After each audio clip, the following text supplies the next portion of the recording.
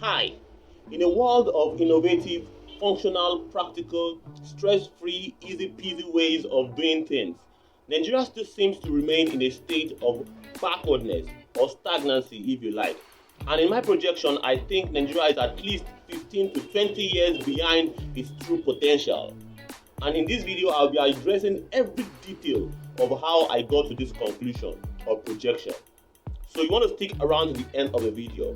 If this sounds interesting to you, hit the subscribe button and let's get going. See guys, politics and policy is the backbone of any serious society, and it has to be done well. If it's not done well, then every other thing will crumble.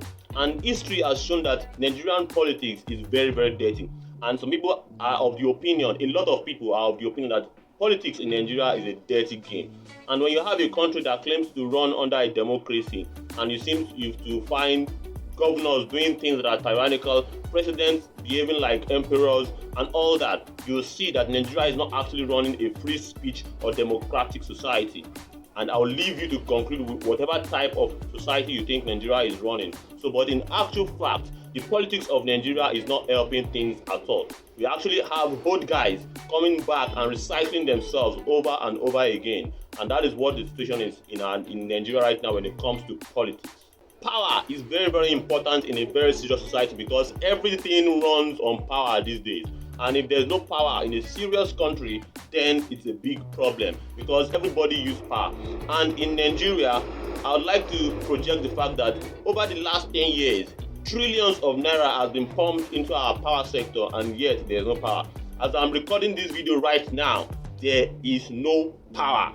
And when you have countries celebrating 20 years, 30 years, 40 years, 50 years of uninterrupted power supply, you begin to wonder that in 2020, Nigeria still doesn't get it right when it comes to power. This is very, very sad.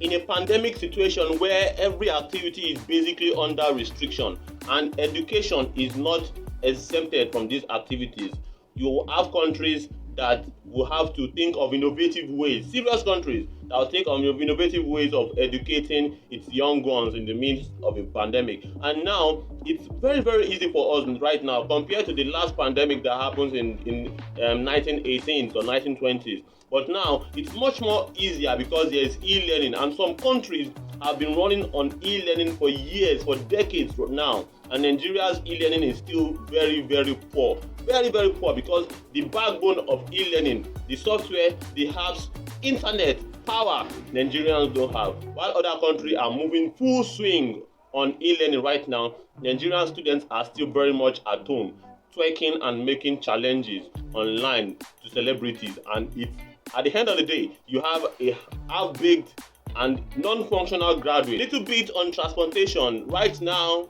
Nigeria still runs on a very, very bad road, slow-moving trains, and little or no innovative ways of transportation whatsoever. In a world whereby we have bullet trains, vast subway systems, and good, excellent roads in some countries that are very, very serious with the way they run their government. Nigerian road is still terrible, and we still run on pretty much terrible ways of transportation, and it's a reality that has been in Nigeria for years, even before I was born. So on housing, I can say authoritatively that Nigeria, the vast majority of Nigerians do not have access to good toilets. It's that serious. In the areas that I'm making this recording from, an average household have just one toilet shared by over 40-50 people, individuals, in one single building. And that is how terrible it is in 2020. While some countries are proud of having more houses than they can give their population and their citizens, Nigeria still have insufficiency of all these things. There's no single public toilet in as long as the street I am making this recording from. There's no single public toilet. It's in metropolitan areas, you don't have public toilets there, and it is that bad. Open defecation is a reality in Nigeria in 2020, and that is how backward. To mention the fact that in other countries we have mortgage plans for people, Nigeria basically do not run on any mortgage plan as I'm speaking. No, in fact, there is no access to housing for an average Nigerian. An average Nigerian still pays rent for years. My father practically paid rent for 20 to 30 years before he eventually had stroke out of stress and depression. So that is the reality of things in Nigeria. Housing is basically zero. When it comes to food and agriculture, Nigeria also do not rank high in this. In fact, it is next to zero. In a country where we still run on manual farming, in a country where people still eat stone-field rice. Very terrible. And I was watching a video of Chinese industries and how they make rice in China. It's mind-blowing.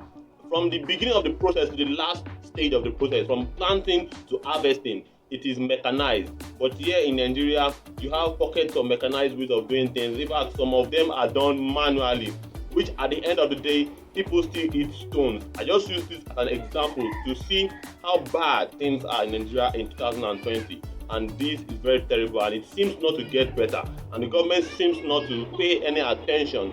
Broadband, very terrible. In a country whereby even 3G is not even working, not to talk of 4G or 5G. Countries like France, Japan, Germany, US, Canada, they have been running on 5G since like 3 or 4 years ago. Nigeria is still battling with 3G, and the network sucks very, very bad. And if you doubt me, you can make a survey. You can call a Nigerian to confirm this. An average network would charge exorbitant rate. At the end of the day, you will not have value for your money. You have very slow internet, very, very slow internet. Uploading my videos is nightmare, and I can confirm this for a fact. I'm not exaggerating. That is how it is presently as I'm speaking right now. So that is what I want to say in this video. I'm a political, religious, and lifestyle influencer, and I'm passionate about making sure that politics and religion are geared towards the best interest of the people, as well as making sure that individuals live the best possible version of themselves. If that sounds interesting to you, hit the subscribe button, and I'll see you in the next one. Peace.